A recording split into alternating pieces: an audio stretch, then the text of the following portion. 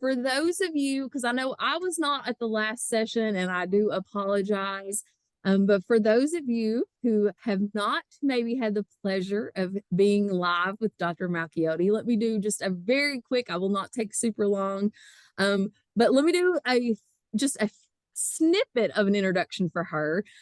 We are so pleasured to have, we're on our third year. Can you all believe that? Our third year with having Dr. Malchiodi as we call her our resident expert for Renaissance. But let me just tell you a little bit about her.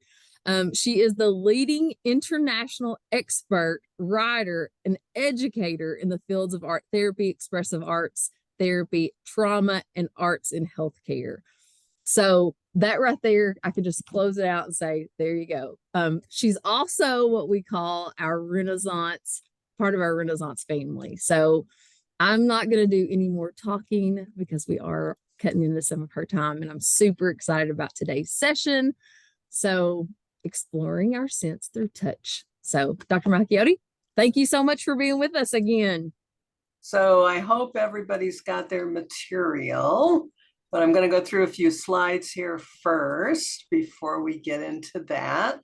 And yeah, I've been thinking a lot about this just personally about touch, and I'm just going to give you some information about why it's so important. But I keep thinking, like, if we're not using hands-on stuff, how are we getting that into the developmental needs of, all the kids we work with? But, I work with all ages, and it's still important.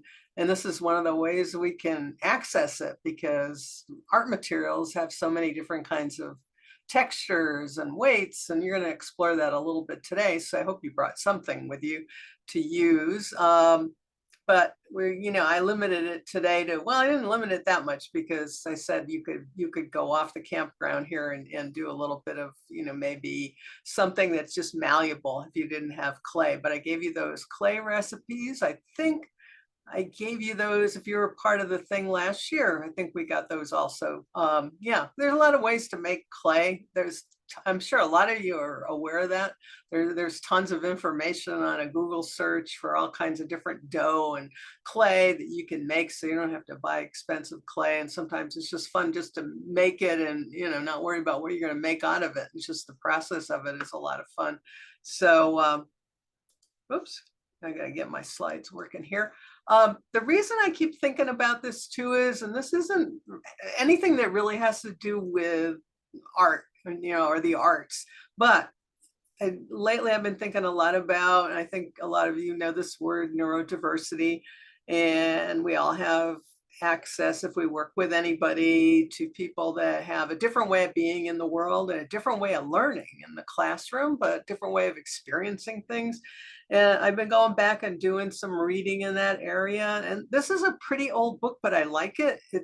She's not actively in the field anymore, but her name's Carla Hannaford.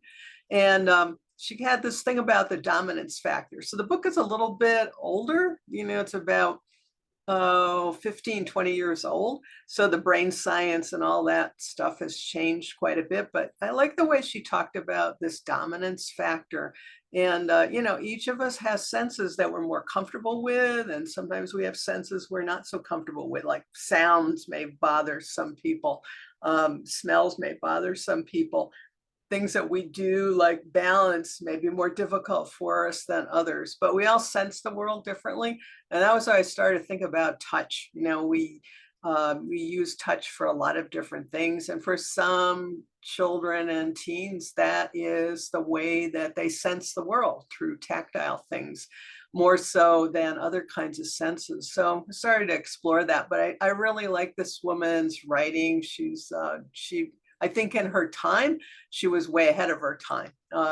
So if you find this book, I found it used.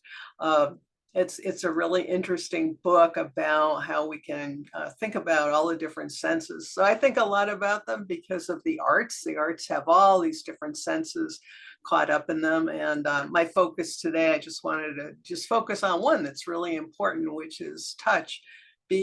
Also because, I work with a lot of people, all ages, children, teens, adults, who have some challenges due to trauma, and not to go off too far into that topic, but because they've been through some pretty hard times, their sensory processing has been affected. And it's really interesting. We always think about like people's minds have bad memories or their bodies have feelings that are disturbed because of trauma, but your sensory things, aspects, your touch and other kinds of processing that we do can get impacted by that. So it's a real interesting part of us as being humans.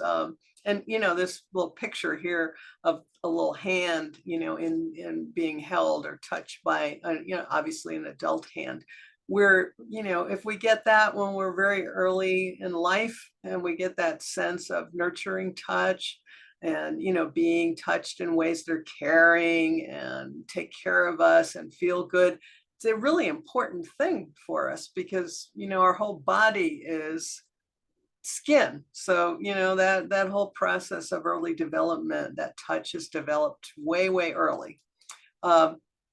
And I just wanted to show you this. I'm not a brain scientist, but I always find this really interesting that there are parts of our brain when we're asking people to make art, to do some visual expression, and they're experiencing the senses like touch, and they can also be experiencing vision, or maybe the art material smells a certain way.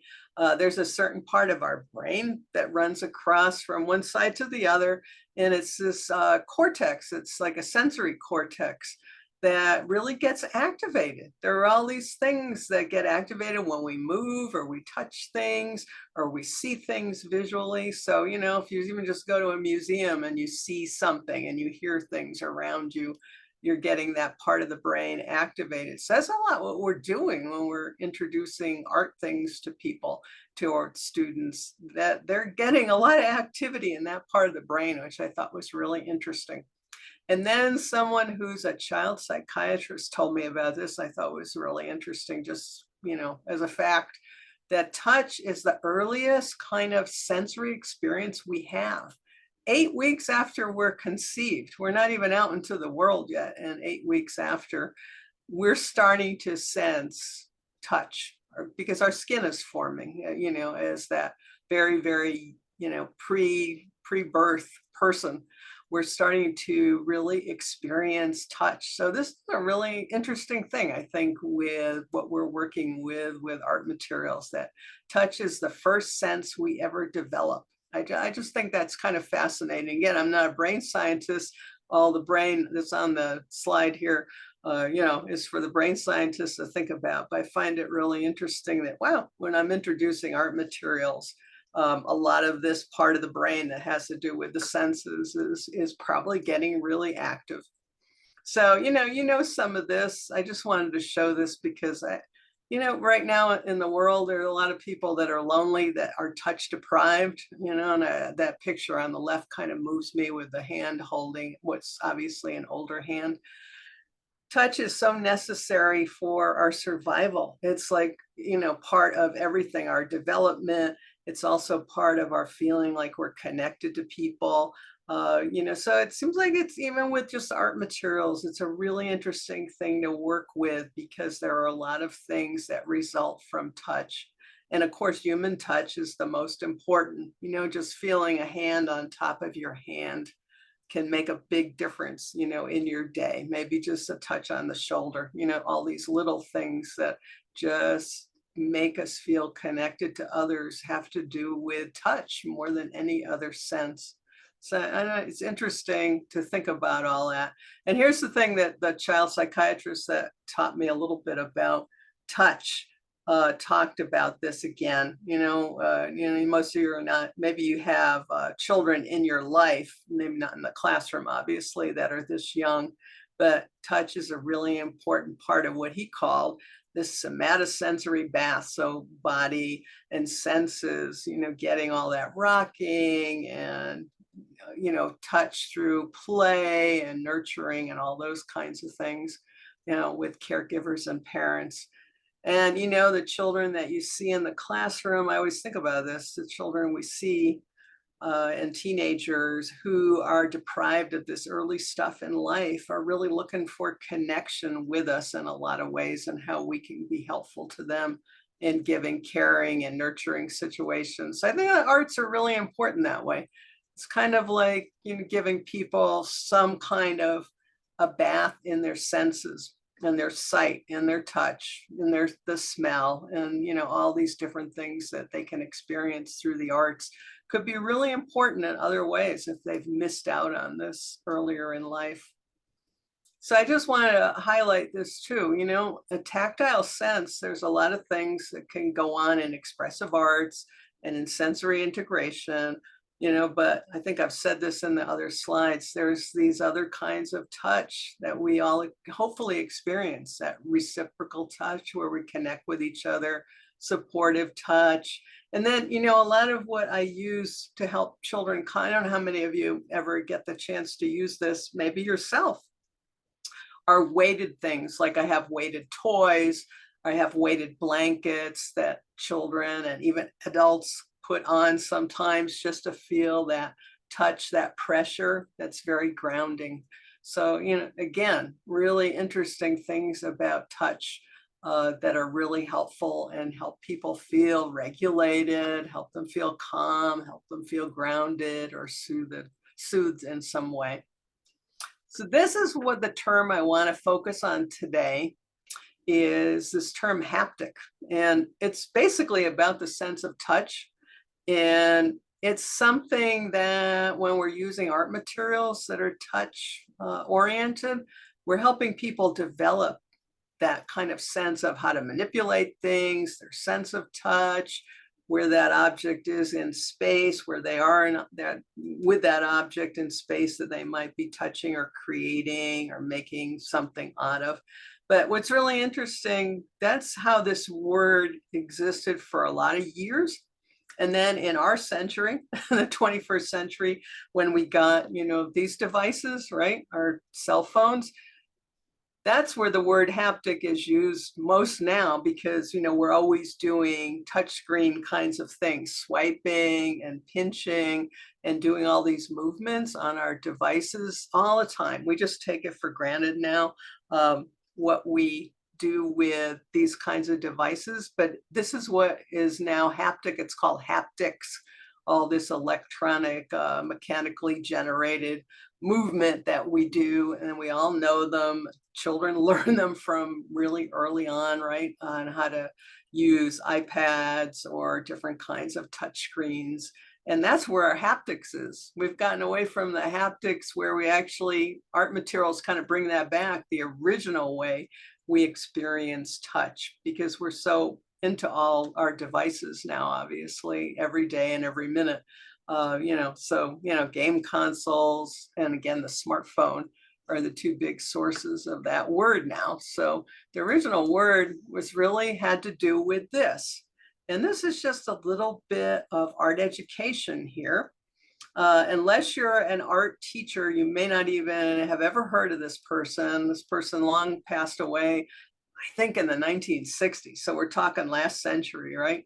But the name of the really familiar person to any of us who studied art education, and I did, is Victor Lowenfeld. And he's the one that came up with the whole idea of that when we're very young, we do certain kinds of scribbles. When we get a little bit older, we start to draw people and scenes and ground lines and environments. And then as we go on, if we still engage in art, we try to draw things realistically. And then, if we go on even farther into our adolescence, we start to develop our own style, kind of our own artistic style. So he's the person, if you're an art educator, that you read this textbook. There's been no textbook ever since this one that's really replaced it in the art education field.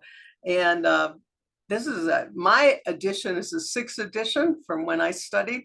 I think there's an 8th or a 9th now, so it just keeps going. And it's a big book of mostly children's drawings, but also different kind of artwork that children produce at different stages.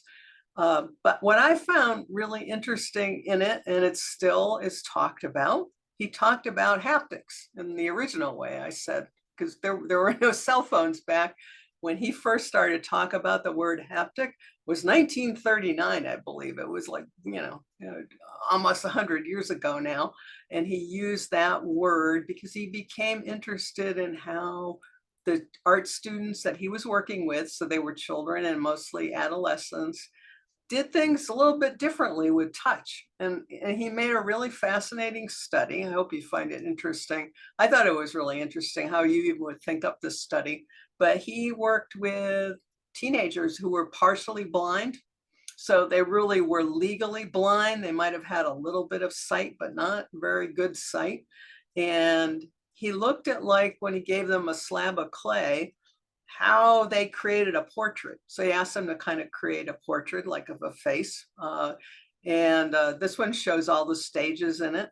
And he found out that there were some teenagers who were classified as blind, that they were really visual thinkers, that when they created the object, the face, it came out pretty realistic considering they couldn't see very well. So they did a lot with how they incorporated just touching their own faces, perhaps, and figuring out proportion and how to create that out of the clay. So that kind of surprised him that there were a lot of students that he had that could do that. So he called them the visual thinkers. But then he had other students who were in the same category, same kind of partially blind, considered legally blind, and they interacted through the world. Like I started out with in that first slide about how we all learn differently.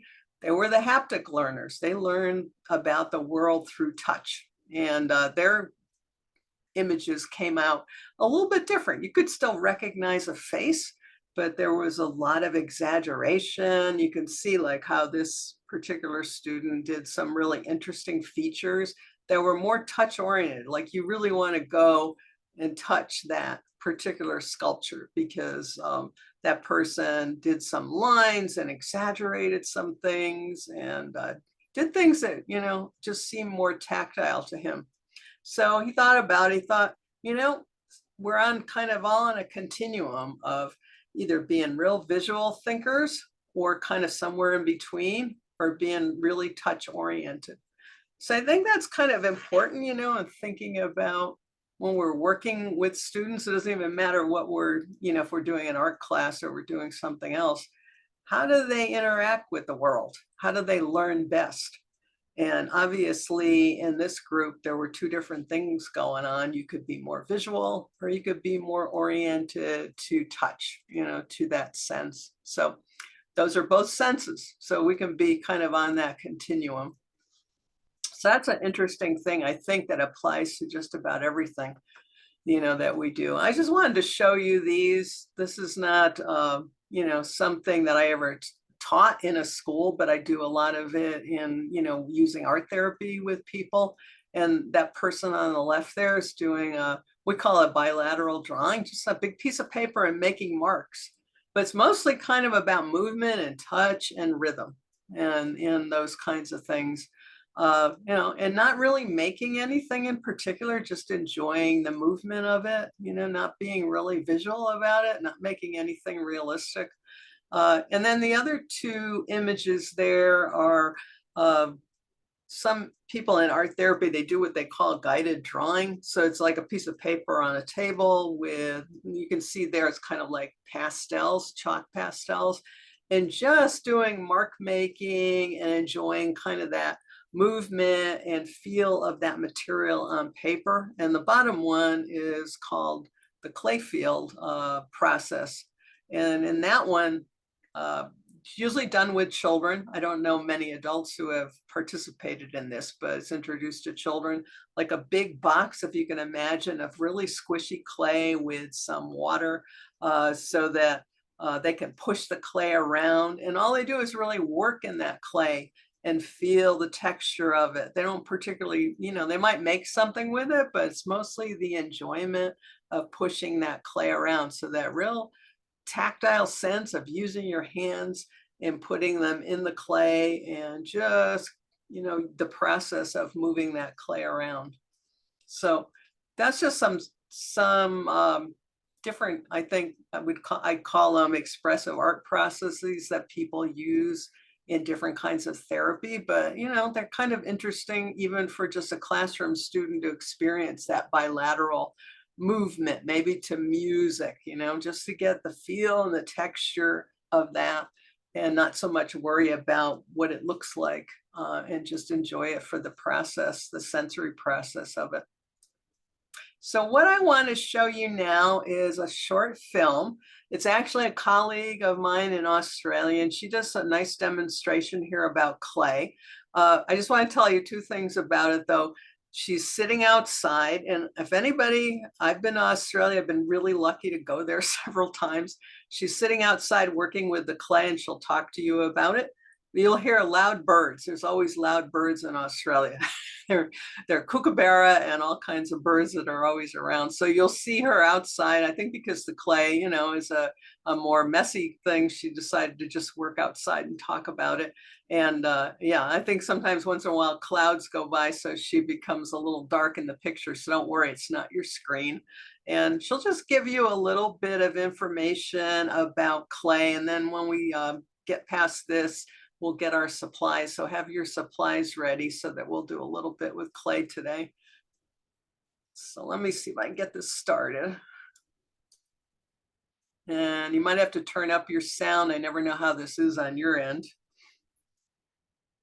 Introduce a creative medium, clay, that can help you move out of the busyness of your mind and into your bodies. It's what we call another bottom-up, top-down approach, where we can engage our senses and what we call our sensory motor movements. So touch is one of those very fundamental, very early body memories. And some people find clay a little bit challenging to work with, others really enjoy it. So it's one of those areas that you need to experiment with yourself. What I love about clay is it comes from our Mother Earth, and it's made up of all the minerals and the various textures that are very similar to our own bodies. It's also a medium that can be pushed against or have resistance. So if we've got emotions that we need to push against or pull against, we have that potential with clay. There's been quite a lot of research studies done in areas such as anxiety and mood disorders, where the use of clay has been found to be very therapeutic. So I hope that this demonstration today can support you in understanding how you might work with clay at home. You will see I've got down here, I'm just going to lower this now for the demonstration. I've just got one of those plastic sheets on the table. I've also got a lovely bowl of warm water that I like to work with when I'm working with clay. And obviously having some tissues or to have a washer or something afterwards, because it can get very messy.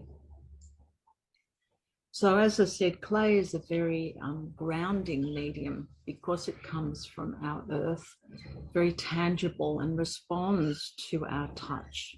Just by here talking to you, I'm able to sort of imprint with my thumbs and hands. So it's responding just naturally to the movements and what my body wants to do with the clay. It can be constructed into things, it can be pulled apart. As I said, it can be resisted against. So I'm just going to take you through a couple of ideas that you might work with the clay. So even just starting with feeling into the clay and even smelling it, being able to smell that very earthy smell. I particularly like this white polar clay that you can get from any ceramic store, and it's very affordable. So it's a medium that can lend itself to anyone being able to use it at home. And like any art therapy medium, it's not to create something beautiful, but it's to be able to use this sort of sensory motor impulses to be able to respond to what your body wants to do. Our hands are very tactile, instruments that are forever touching things, or being able to smooth into things. And this is what I've been naturally doing simply by talking to you, that this is a natural expression that we have. So let's say that you were starting with a ball of clay. As I said, most ceramic stores have this clay available, and I would recommend the Polar White clay, simply because it's got such a lovely texture to it. It does have a few little gritty impurities that are there, but mostly it's smooth, and it's a lovely texture to work with. So start by just feeling into the clay. Make sure that your body is comfortable, your feet are on the ground, and you simply just take the clay into your hands. And as my hands are doing, they're just naturally responding to the clay. I'm smoothing it, smoothing out all the little creases that are there. This is where I like to be able to put my hands in the water and simply be able to then smooth it out a little bit. And as we're sort of smoothing out the clay, there is that sort of satisfying feeling, almost like you wish that you could sort through your problems and your emotional turmoil in a way that could smooth things out. So it's responsive to my movements, it's responsive to the water. And simply just feeling into the clay with my hands and my thumbs. And then, as I said, the clays are very, not only malleable, but, there's this satisfaction as I dig my thumb into that. So if you're feeling a need to be able to release some emotions, you might just want to dig into the clay with your fingers, poke your fingers into the clay. And particularly the thumb, it seems to connect with the pelvis, and that sort of resistance movement can be very satisfying. Or digging your fingers into it and twisting it, pulling it apart. And that's the beauty of the clay. You can pull things apart and then you can put them together again. So it helps you work through the creative and destructive impulses. And again, I'm not trying to form anything or create anything here. I'm simply responding to my felt sense and the impulses that are coming through my hands.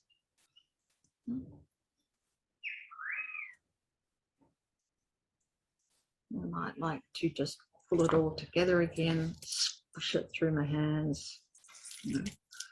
Particularly if we're feeling frustrated, there can be that feeling that's very satisfying to get a hold of something and to squeeze it, squelch it.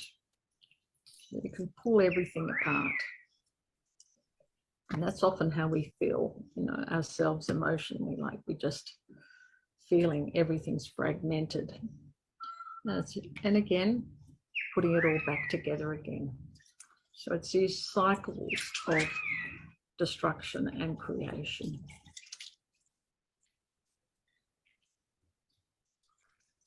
And then if you wish to, you can still just use perhaps an issue that might be coming up for you that you're concerned about, and feel into how your body's feeling, and see if you do want to form a sort of a loose sculpture or shape. See what your hands want to do, how much water it wants. Again, you can see I'm not trying to form anything beautiful here, but I'm responding to what my body likes. It likes that little nook in there and the outer smooth edges. And being able to stroke it, be attuned to what my body wants to do with the clay.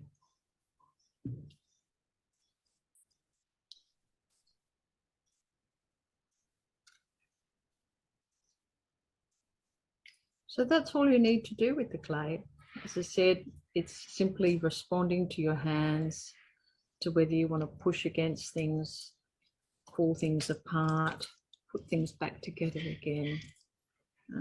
So it's up to you to experiment with that. Even just the movement up and down onto the plastic sheet is quite satisfying. We see over history, a lot of imprints in caves and people leaving their fingerprints. There's something about the beauty of it that allows us to leave our imprint and then wash it away again. And while you're doing that, you're coming out of your head and into the very tactile centers of the brain, what we call the haptic perception part of the brain. So I hope that demonstration is useful for you, and I encourage you to get down to your local ceramicist and see if you would like to use that medium for yourselves. Okay, I'm gonna go to my next slide here. So my thought about clay is a little bit different. That's really how an art therapist is thinking about emotion and what you can express. And I think she did point out some really interesting things when you introduce clay, to your students, children, teens, anyone of any age. There's one great thing about it. You can pull it apart and put it back together. And that's a really good tactile experience. It just is very satisfying to put your hands into clay. And I like her suggestion there too about having the bowl of warm water. It really is nice to have that when you're working with clay, like the clay she demonstrated, which is kind of a potter's clay, which I do like. I have some today that I brought with me that's just a little piece of red clay. The potter's clay is nice because it doesn't stain, and the red clay usually stains your fingers. So, sometimes some children don't like that. Sometimes some adults don't like that either. So I hope you have 3 different kinds of something ready here that you can mold, squeeze, mash, or model with. And I gave you a handout. I don't know if everybody got it, but I have a bunch of different things on there that fall in this category. I was even thinking like I should have put like aluminum foil on there, because aluminum foil you can mold, mash, squeeze, or model with. It's not clay, but you can do all those things with it. So there's Play-Doh, there's potter's clay. I brought a little piece here. This is that red color clay. There is what we call Fimo or plasticine clay that comes in really little packages, and it never dries, but it'll be pretty hard to start with. Then there's all those make your own clay recipes I gave you.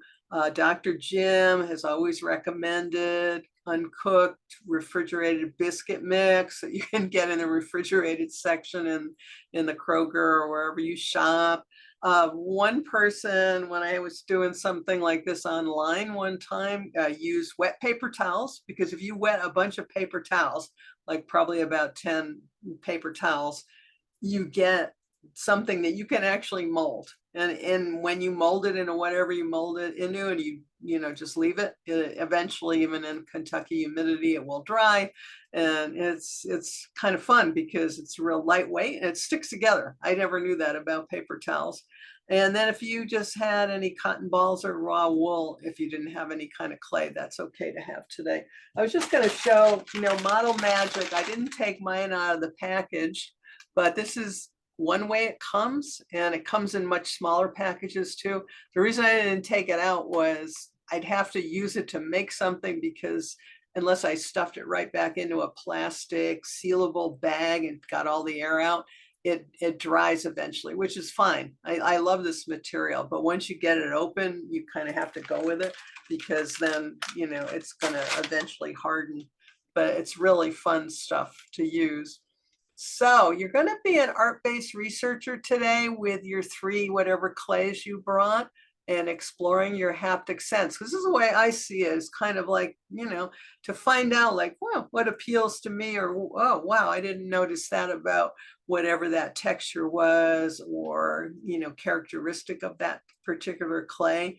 I want you to really try to experience your touch today and see what your hands tell you about a certain kind of, material that you brought. So that's why I said 3. If you only have 2, that's okay, but it's nice to have 3 to kind of do this experiment. And in your handout, I actually gave you don't have to use these. You could just use some note paper, some little researcher forms that I use sometimes with people I'm working with, because I kind of want them to be like an art-based researcher. Like, we're going to research what this clay is like today and what your sense of touch is like. So I'm going to have a slide for each of these, and I just want you to explore your 3 materials with each one of these. And I'll have a separate slide for each, but these are things that when we touch, we sense in some way. We sense pressure, we sense motion, like the texture when we just run our hands over something. We sense temperature, and we sense weight. What is that particular clay or material that you have feel like in your hand? So just because we're running out of time here. So the 4 different sensations, either use that form or just a separate piece of paper. And okay, so with your first little research here with your 3 kind of clays. So I have this clay. What is that temperature of that clay? How warm or cool is it? I have to tell you, this one, even though it's sitting in a warm room here, really cool. And then I have some Play-Doh. This one is not as cold as this one for some reason. And my third is what's called kinetic clay or kinetic sand. It can be remolded. And this is like a sandy, grainy texture. But when I'm feeling the temperature, this is the warmest of all. It's not warm, but it's not cool either. So really interesting, just comparing those 3. So make your comparison with your 3 materials, just with temperature. What temperature does it feel like?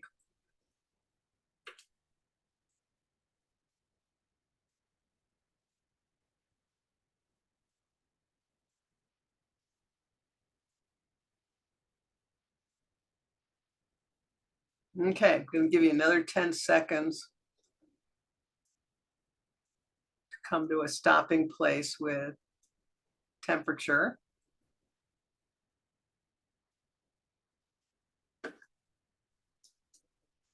Okay, so weight. If you're just going to hold that material in your hand, how light or heavy is each clay that you brought? So I've got my hands starting to get red from my potter's clay.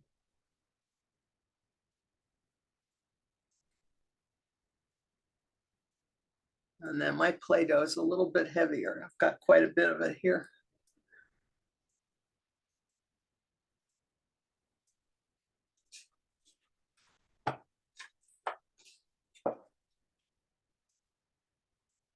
And then even though this is the most I've got of any of the materials, this one's the lightest. It's interesting.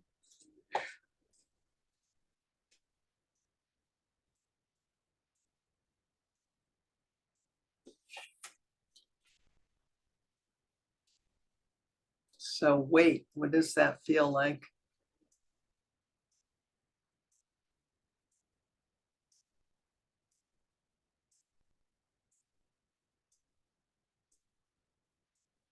Okay, 10 more seconds.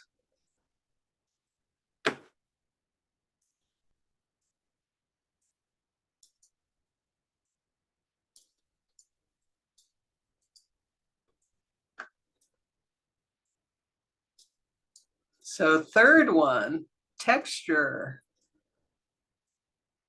Smooth, rough, grainy,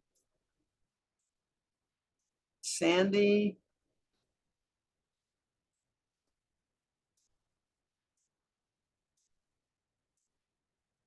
You can squeeze it, mash it, or just run your hand over it.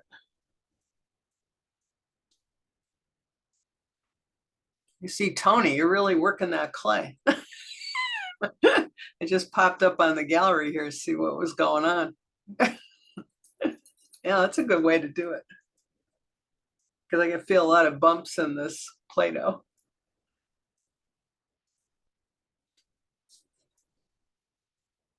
And this kinetic sand, really like just putting, this is my foot, it's like walking on the beach. I can feel the sand in this. I'm just going to hold this up for a second because I really like this material. It's called kinetic sand. And you just keep it in this bag, but it never dries out. And you can, you don't make things that are permanent with it, but I know a lot of children really like this texture. It's really interesting to see how people respond to it. I really like it. I just find it's a lot of fun. And you can build up stuff in it, just like you were on the beach building a sandcastle. You can build like things like that. If you were down in Destin on the Gulf there, you could do the same thing with this sand. And it's just really a fun material for some of the kids. Okay, so 5 more seconds. I'm going to go to the last one. Pressure. How hard or soft?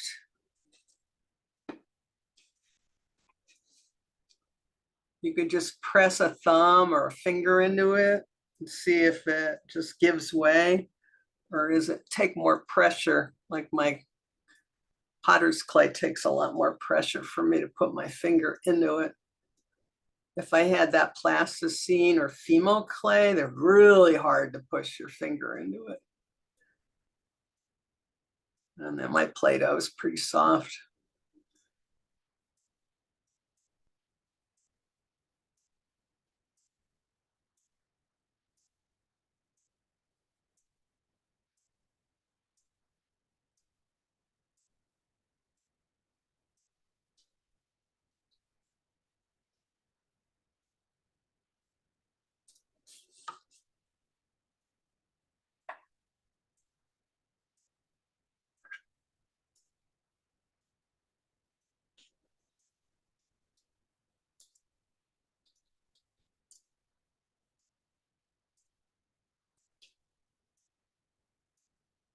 Okay, another 10 seconds. And I'm going to give you an option just for a couple minutes to do one more thing. If you brought 3 materials, maybe there's one that after all this time you kind of like the best. You kind of thought like, I like this one. So I want you to take that one. And if you feel comfortable with it, just close your eyes for a little while and just make something through touch. So you can just close out the rest of the world for a minute and just, it doesn't have to look like anything, but maybe there's a shape or something you want to make out of the clay. Today I just like my Play-Doh, so.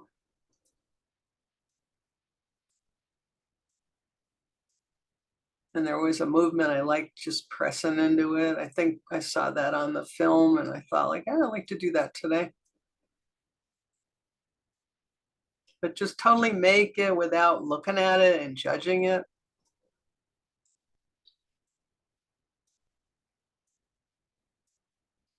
So we'll just take a couple minutes here to do that.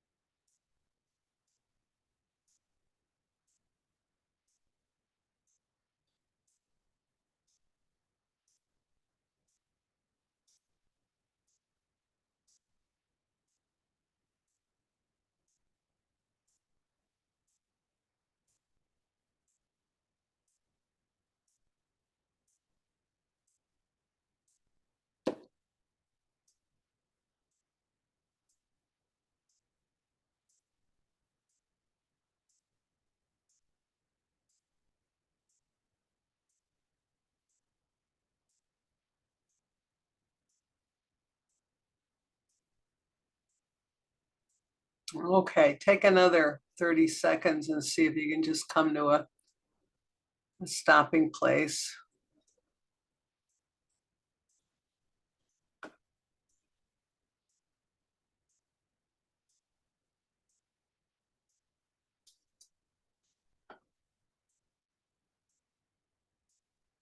I'm just going to stop my share here. There we go.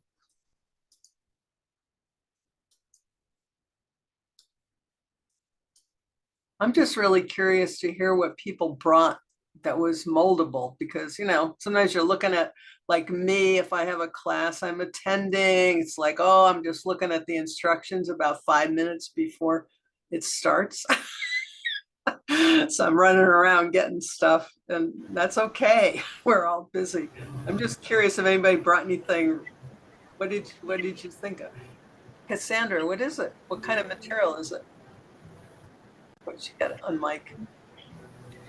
So today I have aluminum foil. Yeah, Um, that's what I I thought. I know, looked off the list, and I thought, like, I love to work with like aluminum foil. yeah, I love clay. I love all types of clay, almost all types of clay. But I'm having some skin issues right now on Mhm. my hands and the dryness. I'm just the, you know how clay, especially like as it's wet and you work in it and it really dries your skin out. And I'm already having some kind of issues the past few days. And so I had to choose a dry medium, even though I love any kind of white clay. My kids, that's what we work with in my art room is uh, different kinds of white clay. But I chose aluminum foil dry medium today to kind of protect my skin a little bit because I'm a little sensitive today. I just had something on, I just caught it this morning on Spectrum News. It was all about like skin conditions, and somebody did have like eczema or something, or psoriasis on their hands. And she couldn't go out, you know, and do gardening right now. It's not the time of year for it, but I was thinking like, yeah, exactly. You have to adapt. And that's why I say different kinds of malleable material, because there can be a lot of reasons why you don't want to use the clay, or somebody doesn't like it. They just don't like the feel of it. I worked with a lot of children early on. When I first started out doing some art therapy, they were all children who had been through a lot of abuse. They did not like the feel of the clay. Some of them wanted to have gloves on. And I got them gloves that they could, you know, little plastic gloves that they could wear so they could play with it, but they did not like the feel of it. I thought like, well, it's just, you know, we each come with different senses, and theirs were impacted that way. So anyone else, anybody bring anything else? What, Susan, what did you got like everything in the world in that room. So and that's why I'm curious. What did you bring? What did you Have discover? Tony in this room today. So Oh, I'm using earth clay, and I'm that's a little. sneaky. You're on two things here, Tony. Wait a minute. He didn't have any clay, so he came in here. And then we have some model magic Mhm. and some plasticine. So So what do you make out of that model magic now? Are you going to try to stuff it back in a plastic bag? I will. I'm going to try to stuff it back in that bag, and yeah. Otherwise, you've got a chunk of model magic.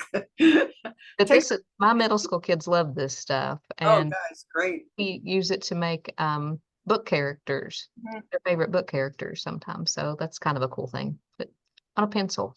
So Mhm. Yeah, it's fun. And most people respond to it okay with all those different feels, you know, the temperature and the pressure. And so it's kind of interesting that that's kind of pretty much a good go-to. Yeah.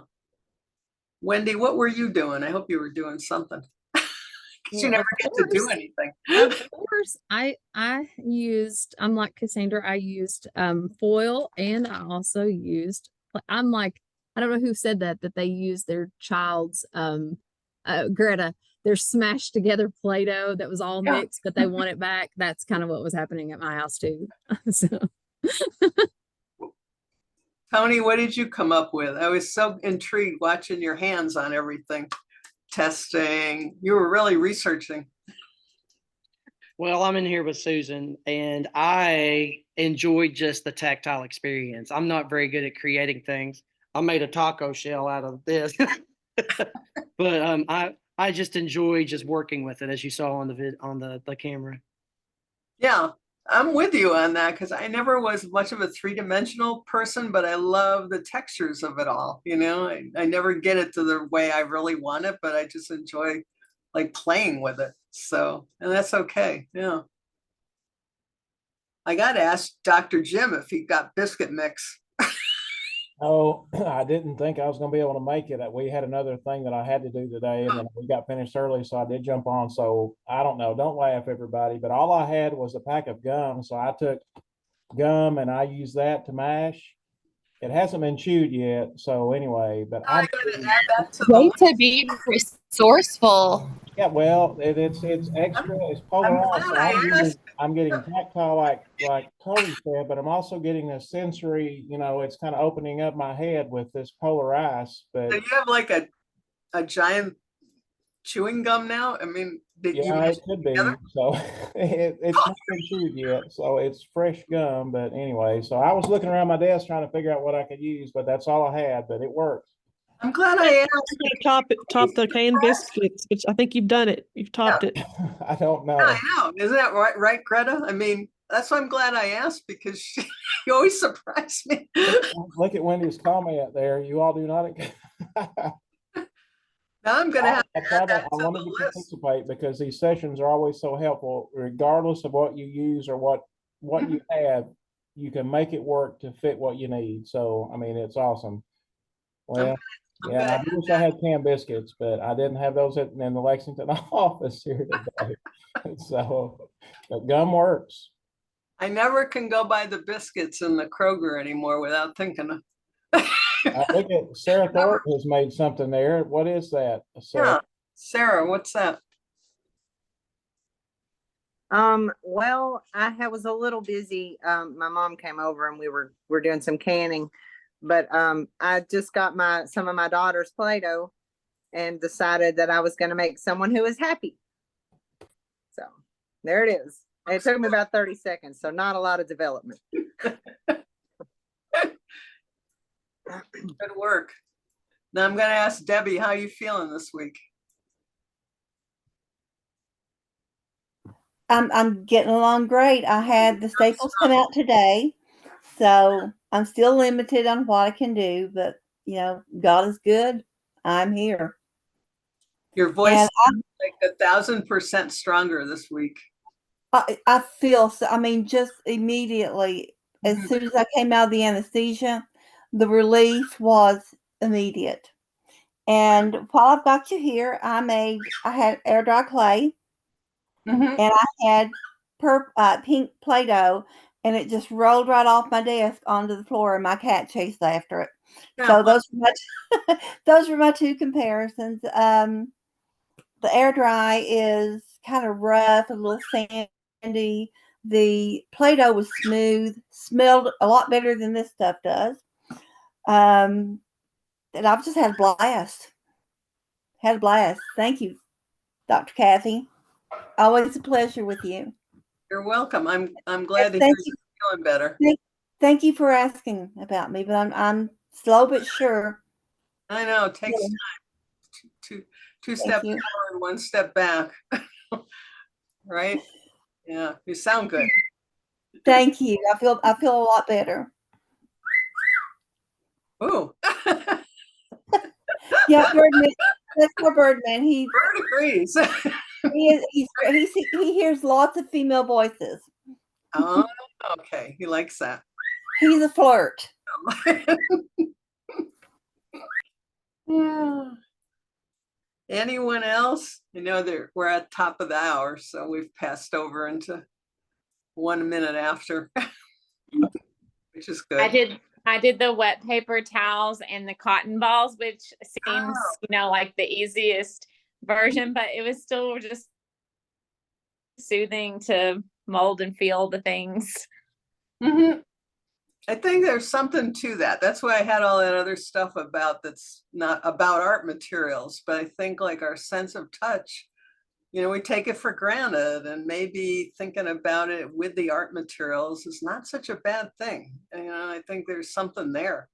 And the only reason I'm saying this, it's all anecdotal, working with so many people who have had really bad experiences in life, traumatic experiences, and they just get it, like Tony said, get a hold of the clay, you start to, I just like feeling this and just mashing it. So I think the art therapist on that tape, even though she was talking kind of more psychological, but there's something too, just pressing into that and just feeling the rhythm of it and just enjoying it. So, Well, and before you joined, I think there were several of us that were talking about this Tuesday seemed like another Monday. So these sessions are so good for us because I think there were several of us that were like, oh, this has been a day. So, I think several of us just needed to work through whatever, like whether we were just extremely busy today or we had a lot going on. I think it's just good. It was just, like Christy said, absolutely, we needed this. And if we need this, how many times could we just simply do this for our students? Because if we needed this as adults, it's just a good reminder of how good we feel now. I mean, and it's simple, it's just a really simple little, really well, good. and you get to do it too. Remember that. Yeah. So you're kind of feeling better while they're feeling better. It's not a bad thing. I always say that my job is pretty good that way. I get to do the things with people, and I think like, oh, yeah, I'm focused on them, but also I'm getting some good rhythm, good movement, making things. Yeah. Yeah, absolutely. Yeah, very great as always. These are really good, just good reminders for all of us and very much needed. So did you pop the evaluation in? I certainly did. The evaluation is in the chat. And there is a little bonus tweet for tomorrow. So I know you all do such a great job tweeting about these sessions, but there is a little bonus tweet for tomorrow. So it's a little bonus Valentine tweet, and we will be giving away a little prize. So just make sure you check that out on your evaluation. So thank you all for all you do. Listen, this is not insincere in any way, but know how much we really do love you all. And I know Valentine's Day is coming up and it's like, oh, that's lame, but we really do love you guys. We really do appreciate you all. And I know that sometimes you don't get told that often. So if no one has told you how much that they love you yet, allow us to tell you that we really do love you all. And she's right, we do. And today I sent an email out about a survey for us, and I know Wendy's collected feedback from you all already on what you need. Please take a few minutes to fill that survey out just for us. It's research and best practice, and we want to utilize that to make even more improvements to our work that we do. So, but what Wendy says is exactly right. She means that with all her heart, and so do I. And Dr. Malchiodi, we are very appreciative to your sessions. Each time that we have you, they're of great value to all of us. So, I mean, it's thank you for what you do, but teachers and educators, thank you all so much. Good to see you all. And have a good Valentine's tomorrow. Yeah, absolutely. Y'all say a little prayer for me. I got a little one turning 16 tomorrow. So, wow. Yeah, I say all the time, it does not make her any sweeter, even though she was born on Valentine's Day. Well, I probably should have stopped that recording because now it's on tape that I said that.